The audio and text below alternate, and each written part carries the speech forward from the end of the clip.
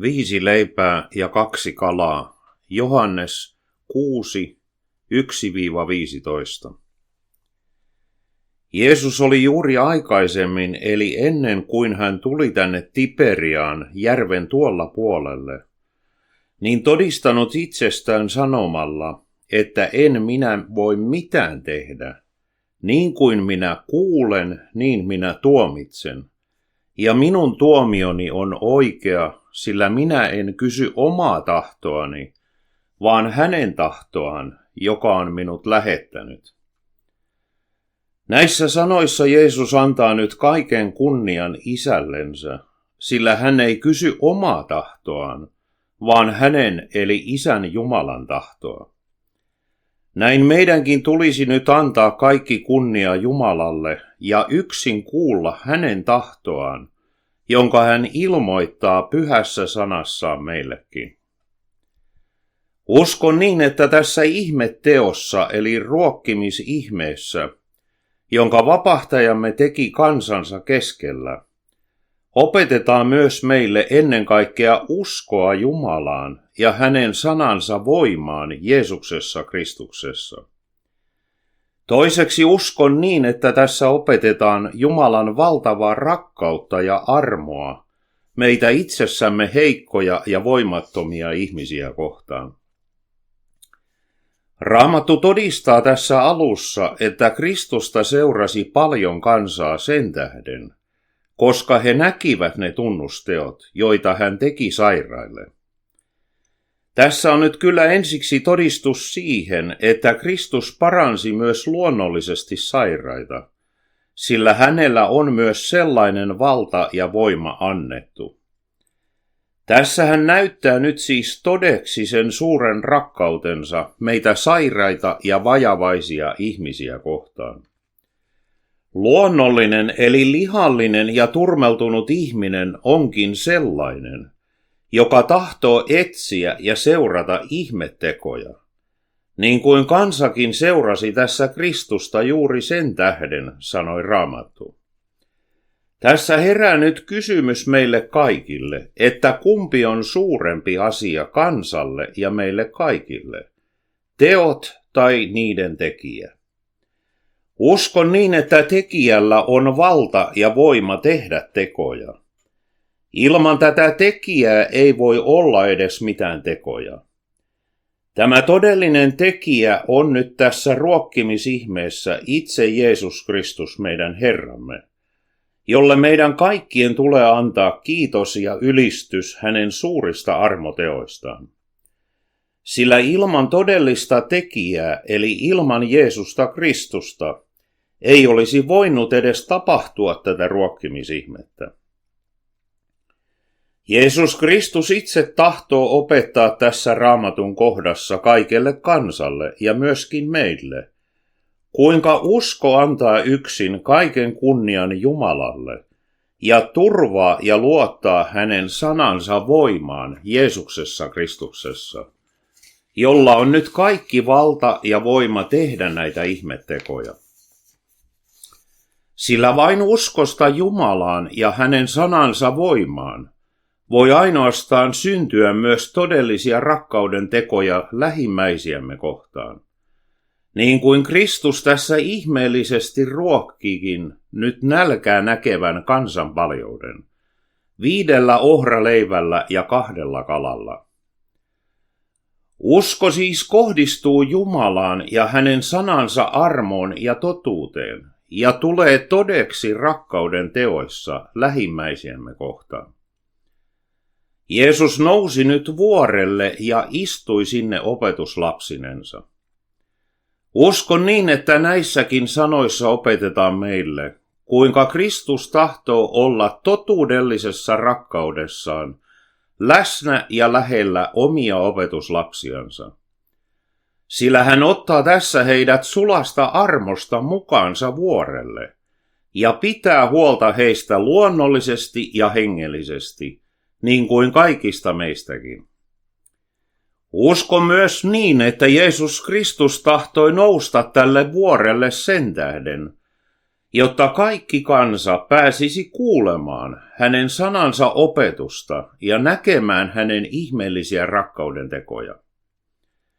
Kristus ei siis tahtonut pitää tätä elävää ja voimallista sanaansa salassa, vaan hän tahtoi sen tuoda julki kaikelle kansalle kuultavaksi ja uskottavaksi.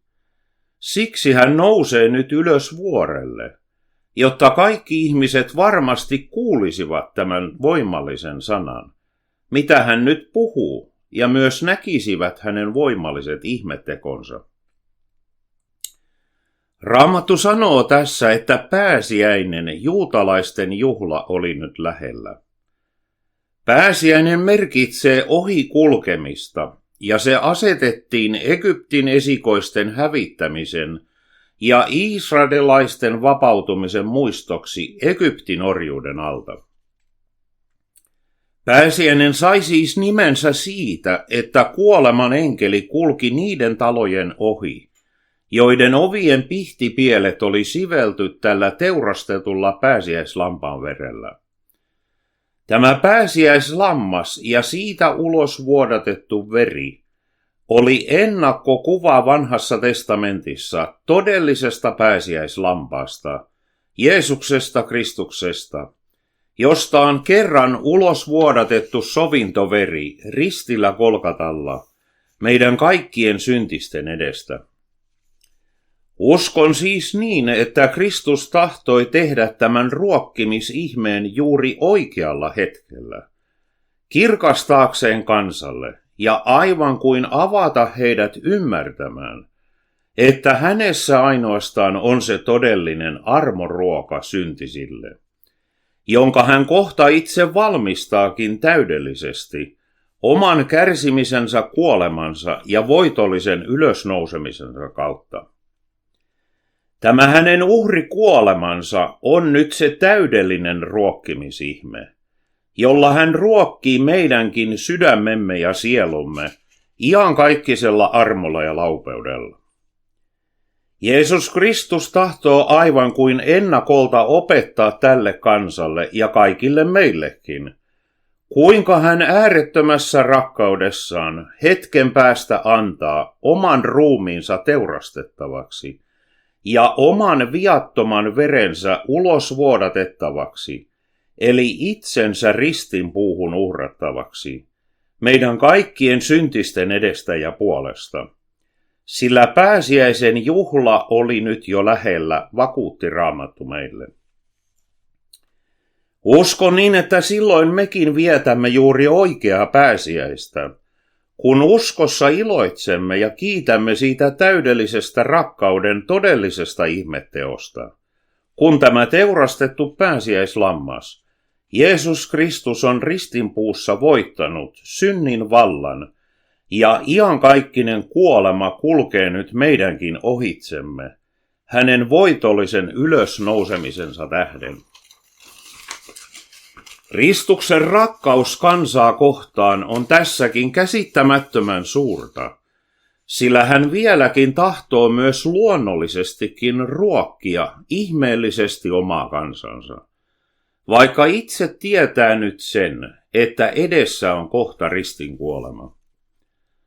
Kun Jeesus nosti nyt silmänsä ja näki paljon kansaa tulevan hänen tykönsä, sanoi hän Filippukselle, mistä ostamme leipää näiden syödä? Tässä on nyt vahva todistus ensinnäkin siitä, että Kristus tahtoo pitää huolta jokapäiväisestä leivästä, ennen kuin kansa edes sitä pyysi. Sillä Kristus tekee nyt itse kysymyksen Filippukselle, että mistä ostamme leipää näiden syödä. Raamatun mukaan Jeesus tahtoi sillä koetella Filippusta. Itse Kristus kyllä tiesi tarkasti sen, mitä hän aikoi tehdä. Uskon, että hän tahtoo koetella myös meidänkin uskoamme, sillä juuri koettelemuksissa usko vahvistuu. Se, mikä on ihmisille mahdotonta, se on Jeesukselle Kristukselle kuitenkin mahdollista, sillä hänelle on annettu Isältä Jumalalta kaikki valta ja voima sekä taivaassa että maan päällä. vakuuttaa Raamattu meille. Luonnollisen ihmisen järki ja perisynnin kautta turmeltunut uppiniskainen tahtomme nousee Jumalaa ja hänen sanansa totuutta vastaan, eikä siis usko ennen kuin näkee. Siksi lihallinen Filippuskin ihmettelee nyt suu ammollaan ja sanoo, että eivät 200 denaarin leivät heille riittäisi, niin että kukin saisi edes vähän. Tässä nyt Filippus todistaa julkisesti epäuskonsa Jeesusta Kristusta ja hänen sanansa voimaa kohtaan. Jeesus Kristus itse nuhteleekin toisessa Raamatun paikassa epäuskoista ja epäilevää Tuomasta, ja sanoo hänelle ja varmasti meillekin, että älä ole epäuskoinen, vaan uskovainen. Autuat ne, jotka eivät näe ja kuitenkin uskovat. Oikea usko onkin vahvaa uskallusta niihin, joita toivotaan, ja ei näkymättömistä epäile, sanoo vanha Raamatun käännös. Eli siis uskoo järkähtämättä, vaikka ei vielä näe. Sillä mihin me uskoa enää silloin tarvitsemme, jos me kaiken jo näemme? Se on kyllä totta, että kerran usko muuttuu näkemiseksi, ja me saamme nähdä sen, mihin me uskoimme. Meillä on kuitenkin sellainen armollinen mestari ja vapahtaja, joka sietää meitä heikkoja, ja on kärsivällinen suuressa rakkaudessaan, meidän ymmärtämättömyyttämme ja heikkoa uskoamme kohtaan. Tässä on myös lohdutus meille siitäkin, että hänen läheisimpiin opetuslapsiin kuuluneet, Filippus ja Andreas, ovat olleet myös epätäydellisiä ja vajavaisia uskossaan, jotta mekin sen kautta tulisimme yhä voimakkaammin tuntemaan hänen armollisuutensa ja kärsivällisyytensä totuudellisessa rakkaudessaan, meitä kaikkia vajavaisia ihmisiä kohtaan. Niin toinen hänen opetuslapsistansa Andreas, Simon Pietarin veli, sanoi hänelle, täällä on poikanen, jolla on 5 ohraleipää ja 2 kalaa, mutta mitä ne ovat näin monelle? Tässä on nyt jälleen todistus myöskin Andreaksen heikosta uskosta, että muka 5 ohraleivällä ja 2 kalalla voitaisiin ruokkia noin 5000 miestä. Ohra oli myös sellainen vilja kaiken lisäksi, jota kansa ei arvostanut niin paljon kuin vehnää, ja siksi ohra oli myös köyhän kansan ravintoa. Ei ole siis ihme, että kansa ja Jeesuksen omat opetuslapsetkin epäilivät sitä suuresti. Kuinka nyt 5 ohraleivällä ja 2 kalalla kaikki voisivat tulla ravituiksi? Näin varmasti mekin kaikki olisimme epäilleet meidän uskomme heikkouden tähden. Uskon myös niin, että tällä poikasella, jolla oli nämä 5 ohraleipää ja 2 kalaa mukanaan, niin tahdotaan nyt jotakin meille myös opettaa. Jumala suuressa armossaan oli antanut tälle poikaselle sellaiset eväsleivät ja kalaset mukaan, jotka koituivat nyt koko kansalle siunaukseksi ja todelliseksi ravinnoksi. Tällä poikasella oli nyt siis todelliset eväät, eli hänellä oli oikea usko ja täydellinen luottamus siihen, että Jeesus Kristus kyllä voi näillä ihmissilmin katsottuna vähäisillä eväillä ruokkia ja ravita koko kansan. Tämä poikanen oli varmasti julkisesti ja kuultavasti ilmoittanut sen, että hänellä on mukanaan 5 ohraleipää ja 2 kalaa, koska Andreas sen nyt tahtoo kertoa Jeesukselle. Jeesus Kristus ottaakin nyt vastaan tämän poikasen vähäiset eväät ja tahtoo kiittäen siunata ja enentää nämä eväät, niin että kaikki varmasti tulivat ravituiksi. Näin tämä pieni poikanen aivan kuin asetetaan meille esikuvaksi siihen, että mitä on nyt oikea usko Jumalaan Jeesuksessa Kristuksessa, ja siitä uskosta lähtevä rakkaus lähimmäisiämme kohtaan, joka tahtoo siis uskossa jakaa vähäisetkin eväät rakkaudella lähimmäisiä kohtaan. Sillä tämä poikanen olisi itsekkyydessään voinut ravita ainoastaan itsensä ja ehkäpä vielä hänen lisäksi jonkun muunkin ihmisen näillä 5 ohraleivällä ja 2 kalalla. Mutta tämä poikanen oikeassa uskossa ja nöyryydessä antaa nyt nämä vähäiset eväät Jeesuksen Kristuksen siunattavaksi. Ja Kristus ottaa ne kiitollisuudella vastaan, vaikka ne eväät olivatkin siis vähäiset. Jumala siis tahtoo sitä, että mekin käytämme niitä Jumalan antamia lahjoja eli eväitä, joita olemme itse kukin lahjaksi saaneet, Jumalan kunniaksi ja lähimmäistemme parhaaksi, vaikka ne meistä itsestämme tuntuisivat pieniltä ja vähäisiltä.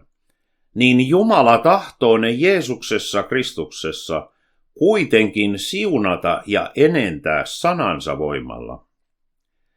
Kristus sanookin seuraavaksi, että asettakaa kansa aterioimaan. Näissä sanoissa on nyt Jumalan sanan ja käskyn voima, kun Kristus sanoo ja käskee tässä, että asettakaa kansa aterioimaan. Näin kaikki alkaa nyt tapahtumaan hänen voimallisen sanansa ja käskynsä vaikutuksesta. Näin meidänkin tulisi olla uskossa kuuliaiset hänen sanallensa ja toimia hänen antamansa käskyn mukaisesti, joka tulee silloin meille kaikille iankaikiseksi siunaukseksi ja elämämme todelliseksi ravinnoksi. Uskon niin, että Jeesus Kristus todellakin ruokki tässä luonnollisesti koko kansan, näillä pienen poikasen vähäisillä eväillä. Mutta Jeesus tahtoo myös opettaa meille nyt sen, että emme elä ainoastaan luonnollisesta leivästä, vaan jokaisesta sanasta, joka Jumalan suusta lähtee, niin kuin Jeesus itse meille tämän vakuuttaakin. Jeesus tahtoo siis opettaa tässä, kuinka Jumala hänen kauttansa ruokkii meitä kaikkia, myös hengellisesti, voimallisella sanallaan, jossa sanassa on nyt täydellinen armo ja totuus meillekin annettu ja lahjoitettu. Uskon siis niin, että nämä 5 ohraleipää hengellisesti kuvaavatkin 5 Mooseksen kirjaa, joissa on Jumalan laki annettu ja lupauksen sana tulevasta Jeesuksesta Kristuksesta jo ilmoitettu.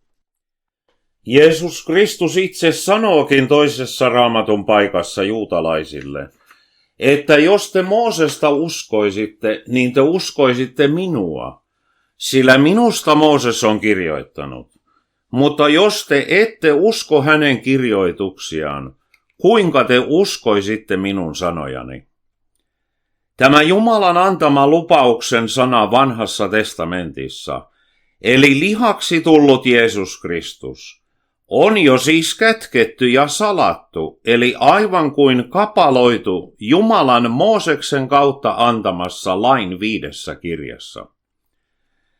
Vanhan testamentin aikana eläneet vanhurskaat ihmiset uskoivat siis tähän Jumalan antamaan lupauksen sanan tulevasta Jeesuksesta Kristuksesta, joka oli jo siis ilmoitettu ja luvattu näissä lain 5 kirjassa.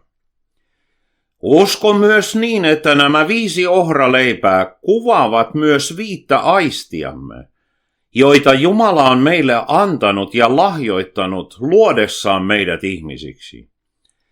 Me saamme näillä lahjaksi saaduilla aisteillamme havaita ja tuntea näitä Jumalan suuria armotekoja Jeesuksessa Kristuksessa. Raamattu opettaakin meille näistä hengellisistä aisteista ja sanoo, että meidän tulee kasvaa meidän Herramme ja Vapahtajamme Jeesuksen Kristuksen armossa ja tuntemisessa. Tässä on nyt hengellisesti kuvattuna tuntoaisti, jonka kautta me saamme ja pääsemme tuntemaan sydämissämme Jeesusta Kristusta ja hänen armoansa ja totuuttansa. Tämä armossa ja tuntemisessa kasvaminen on juuri hänen sanassaan kasvamista, jonka kautta me opimme siis tuntemaan Jeesuksen Kristuksen, eli hänen armollisuutensa ja totuutensa. Kun me olemme nyt saaneet kasvaa tässä Kristuksen oikeassa tuntemisessa, niin silloin meidän silmämme myös aukenevat näkemään sen, että missä on meidän pelastuksemme ja iankaikkisen elämän toivomme. Usko katsoo siis silmillänsä kauas tulevaisuuteen, niin kuin Abrahamkin uskoi tämän Jumalan antaman lupauksen sanan, ja näki hengen avaamilla silmillä kauas tulevaisuuteen, vakuuttaa Raamattu meille. Abraham siis uskoi tämän Jumalan antaman lupauksen sanan, että hänen siemenessään tulevat kaikki kansat siunatuiksi. Tämä lupauksen sana ja siemen, johon Abraham nyt uskon ja hengen silmillä katsoi, on Jeesus Kristus, meidänkin Herramme, joka tulikin juuri Isän määräämänä oikeana hetkenä lihaksi meidän keskellemme, ja valmisti täydellisesti tämän iankaikkisen ja luvatun siunauksen. Tämä on nyt oikea hengellinen näköaisti. Silloin meidän sydämiemme korvatkin alkavat puhtaasti kuulemaan ja vastaanottamaan tätä Jumalan antamaa lupauksen sanaa Jeesuksessa Kristuksessa. Jumala avaa siis Kristuksen sanan kautta meidän korvamme uskossa kuulemaan hänen sanansa. Tämä on nyt hengellinen kuuloaisti. Raamattu vakuuttaakin meille tämän, että usko tulee kuulemisesta ja kuuleminen Kristuksen sanan kautta. Näin alkaa myös Jeesus Kristus ja hänen sanansa armo ja totuus hyvältä maistumaan meidän sydämissämme. Pietari kehoittaakin meitä, että halaitkaa niin kuin vastasyntyneet lapset sanan väärentämätöntä maitoa, että te sen kautta kasvaisitte pelastukseen. Jos te muutoin maistaneet olette, että Herra on suloinen, sanoo vanhempi käännös. Tässä on nyt hengellinen makuaisti. Silloin alkaa myös Jeesus Kristus, eli Jumalan antama lupauksen sana, tuoksumaan hyvältä meidän sydämissämme. Ja tämä Kristuksen tuoksu alkaa myös tuoksumaan hyvältä Jumalalle. Ja silloin meistä lähtee myös tämä Kristuksen tuoksu ulospäin muita lähimmäisiämme kohtaan. Paavali kirjoittaakin tästä tuoksusta ja sanoo, että me olemme Kristuksen tuoksu Jumalalle, sekä pelastuvien että kadotukseen joutuvien joukossa. Näin me saamme nyt ottaa uskossa vastaan Jeesuksen Kristuksen kaikilla aisteillamme, ja ruokkia ja ravita itseämme ja lähimmäisiämme hänen voimallisella sanallansa, eli hänen kokonaisella sanallansa, jossa on siis laki ja evankeliumi. Usko myös niin, että nämä kaksi kalaa, joilla Kristus myös ruokki kansaa, kuvaavatkin juuri Jumalan antamaa pyhää lakia ja Kristuksen täydellisesti valmistamaa evankeliumia. Sillä niissä juuri on kokonainen Jumalan sana, joilla Kristus ruokkii tänäkin päivänä kaikki armon nälässä olevat sielut ja sydämet. Sillä lain oikealla käytöllä, pyhän hengen kirkastamana työnä, Hän synnyttää ensiksi ihmisessä oikean armon nälän tunteen, eli vaikuttaa ihmisessä oikean synnin tunnon ja oikean Herran pelon, jotta me alkaisimme kaipaamaan hänen evankeliuminsa armon osallisuutta ja suloisuutta, joka ainoastaan ravitsee syntinsä tuntevan ja tunnustavan sydämen ja sielun, iankaikkisella armolla ja laupeudella. Sillä ilman oikeaa synnin tuntoa ja oikeaa Herran pelkoa ei voi edes olla armon ja anteeksiannon tarvetta. Kristus tahtoo tämän luonnollisen ruokkimisihmeen kautta johdattaa siis tämän kansan ja meidät kaikki luottamaan ja uskomaan siihen, että hän tahtoo ruokkia meitäkin ei ainoastaan luonnollisesti, vaan myös hengellisesti. Sillä vain hän on elämän leipä, joka on siis kuolemattomien sielujemme elävä ravinto. Niin kuin Jeesus Kristus itse sanookin, että hän on se taivaasta alas tullut leipä ja antaa maailmalle elämän. Evankelista Johannes jatkaa ja sanoo nyt, että siinä paikassa oli paljon ruohoa. Raamattu todistaakin meille sen, että ruohoa on kansa. Kaikki liha on kuin ruoho ja kaikki sen kauneus kuin kedon kukkanen. Ruoho kuivuu, kukkanen lakastuu, kun Herran henkäys puhaltaa siihen. Totisesti ruohoa on kansa. Ruoho kuivuu, kukkanen lakastuu, mutta meidän Jumalamme sana pysyy iankaikkisesti, vakuuttaa meille jo profeetta Jesaja. Tässä meille opetetaan nyt sitä, ettemme turvaisi mihinkään katoavaan ja lakastuvaan lihaan, eli ihmisiin, vaan että meidänkin turvamme olisi yksin Jumalan antamassa armon ja totuuden sanassa. Se on nyt Jeesuksessa Kristuksessa. Meidän uskomme kohde tulee olla siis ainoastaan Jumala ja hänen sanansa Jeesuksessa Kristuksessa.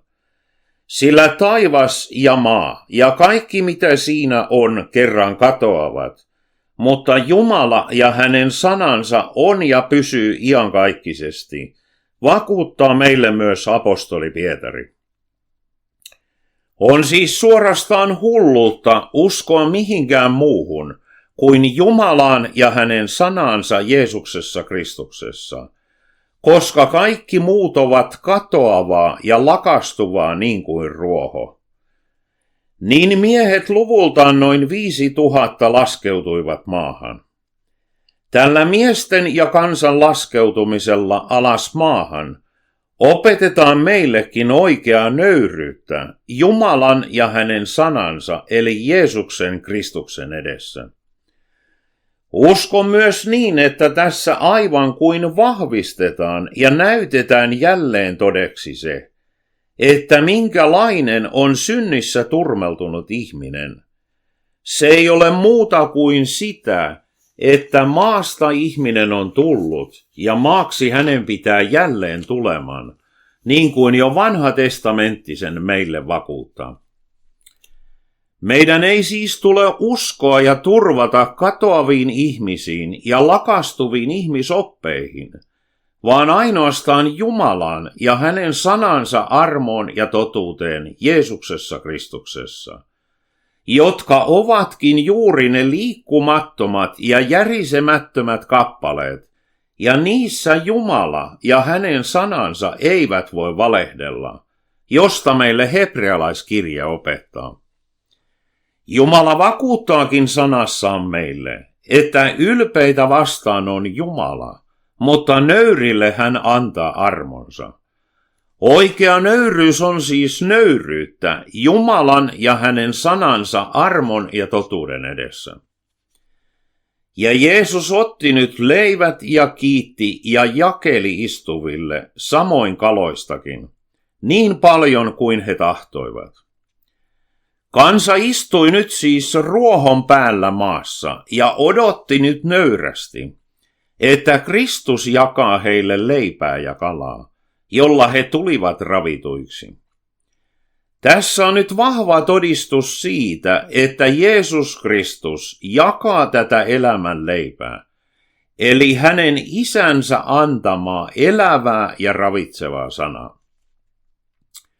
Uskon niin, että Jeesus kiittääkin tässä nyt isänsä hänen antamastaan sanansa voimasta. Ja näin Jeesus antaa nyt kaiken kunnian jälleen isälleen. Jos ei edes Kristus tässä ota ruokkimisihmeestä kunniaa itsellensä, vaikka hän on itse Isän Jumalan voimallinen sana, niin kuinka sitten kunnia voisi yhdellekään meille syntiselle ihmiselle kuulua? Sana on siis Jumalan, ja sen tähden siitä ei kuulu kunniaa yhdellekään ihmiselle, vaan ainoastaan Jumalalle, jonka se sana todella on. Kristus on siis tämä Isän sana, joka nyt jakelee ilmaiseksi elämän leipää ja kalaa, niin paljon kuin me tahdomme ja tarvitsemme. Jos meillä on siis kova armon nälkä, niin hän tahtoo jakaa sitä sanaa niin paljon, että suuressakin armon nälässä oleva tulee nyt ravituksi, sillä hänen täydellinen armonsa riittää suurimmallekin syntiselle. Kristus siis itse jakelee tätä elämän leipää ja kalaa, eli antaa ilmaiseksi kokonaisen sanansa täydellisenä lahjana. Ensiksi omille opetuslapsilleen ja heidän kauttansa kaikelle kansalle, niin kuin Luukkaan evankeliumissa meille tästä todistetaan, että Kristus antoi ne leivät ja kalat opetuslapsilleen kansan eteen pantavaksi. Näissä leivissä ja kaloissa, eli hänen täydellisessä sanassansa, on siis laki ja evankeliumi, sillä Kristus on Raamatun todistuksen mukaan täynnä armoa ja totuutta. Tämän jälkeen Kristus sanookin, että kootkaa tähteeksi jääneet palaset, ettei mitään joutuisi hukkaan. Uskon niin, että nämä tähteillä täytetyt 12 vakkaa kuvaavatkin juuri 12 apostolia, jotka Jeesus Kristus oli itse kutsunut ja asettanut tähän voimallisen sanan julistuksen tehtävään, eli sen elämän leivän jakamiseen kansalle. Heidän tehtävänään on nyt siis jakaa eteenpäin tätä elämän leipää, eli elävää ja ravitsevaa sanaa kansalle, jonka sanan ja uskon he olivat itsekin lahjaksi saaneet Jeesukselta Kristukselta, hänen voimallisen sanansa kautta. Nämä Jeesuksen kutsumat ja valitsemat apostolit ovatkin kertoneet ja julistaneet tästä sanan armosta ja totuudesta, josta meillekin on nyt jäänyt kirjallinen, vahva todistus Uudessa testamentissa. Heidän tehtävänään on siis julistaa yksin uskosta Jeesukseen Kristukseen, jossa ainoastaan on täydellinen lain täyttymys ja syntiemme sovitus. Uskon myös niin, että me, jotka uskomme tähän Kristuksen sanaan, niin mekin saamme jakaa tätä elämän leipää eteenpäin kaikille lähimmäisillemme. Niillä lahjoilla, eli niillä eväillä, joita itse kukin olemme Jumalan armosta lahjaksi saaneet, jotta ei mitään menisi hukkaan. Tämä on nyt oikeaa elämän leivän palasien, eli tähteitten uskossa kokoamista talteen sydämiemme vakkaan sisälle. Kun nyt ihmiset näkivät tämän tunnusteon, jonka Jeesus oli tehnyt, niin he sanoivat, että tämä on totisesti se profeetta, joka oli maailmaan tuleva. Kansa, joka näki tämän tunnusteon, niin silloin varmasti heidän mieliinsä palautui vanhan testamentin profeettojen ennustukset tulevasta ja luvatusta Messiaasta, eli Jeesuksesta Kristuksesta, joka avaa sokeiden silmät, päästää sidotut lain ja synnin vankeudesta, parantaa sairaat, nälkäiset ruokkii ja kuolleet herättää jälleen eloon. Näin nyt Jeesus Kristus on meidänkin ruokamme, ja hän on se lääkitsevä voima synnin sairaudelle. Ja hän yksin voi luonnollisestikin kuolleet herättää jälleen eloon, niin kuin hän voi yksin hengellisestikin kuolleet herättää jälleen eloon voimallisella sanallansa. Kun nyt Jeesus huomasi, että he aikoivat tulla ja väkisin ottaa hänet, tehdäkseen hänet kuninkaaksi, väistyi hän taas pois vuorelle, hän yksinänsä. Uskon niin, että suurin osa tästä kansasta tahtoi tehdä hänestä väkisin maallisen kuninkaan, joka pelastaisi juutalaisen kansan Rooman vallan ikenalaisuudesta pois. Jeesuksen Kristuksen kuninkuus ei ole kuitenkaan tämän maailman katoavaa kuninkuutta, vaan se on hengellistä ja taivaallista kuninkuutta, joka on iankaikkista kuninkuutta. Näin Jeesus Kristus onkin nyt yksin kuningasten kuningas ja herrojen Herra, jonka kuninkuus ei siis koskaan lopu. Kun kansa tahtoi tehdä väkisin Kristuksen maalliseksi kuninkaaksi, niin hän vetäytyi pois vuorelle yksinään. Uskon niin, että Kristus tahtoo opettaa meillekin tässä sitä, kuinka kunnia kuuluu yksin Jumalalle ja hänen sanallensa, ja siksi hän vetäytyi nyt yksinäisyyteen. Meidänkään ei tule siis etsiä ihmisiltä kunniaa, vaan ennemminkin paeta sitä ja vetäytyä siitä pois yksinäisyyteen. Jeesus Kristus itse sanookin, että jos minä itselleni otan kunnian, niin minun kunniani ei ole mitään. Minun isäni on se, joka minulle kunnian antaa. Me saamme siis tältä ihmettekojen tekijältä, Jeesukselta Kristukselta, nyt pyytää ja rukoilla tänäänkin, ei ainoastaan jokapäiväistä luonnollista leipäämme, jolla me ruumiimme ravitsemme, mutta me saamme myös uskossa pyytää häneltä, että hän avaa meille hänen sanansa ja ravitsee meidän kaikkien sielut hengellisesti, iankaikkisesti pysyvällä Jumalan sanan armolla ja totuudella, eli elämän leivällä ja kalalla. Amen.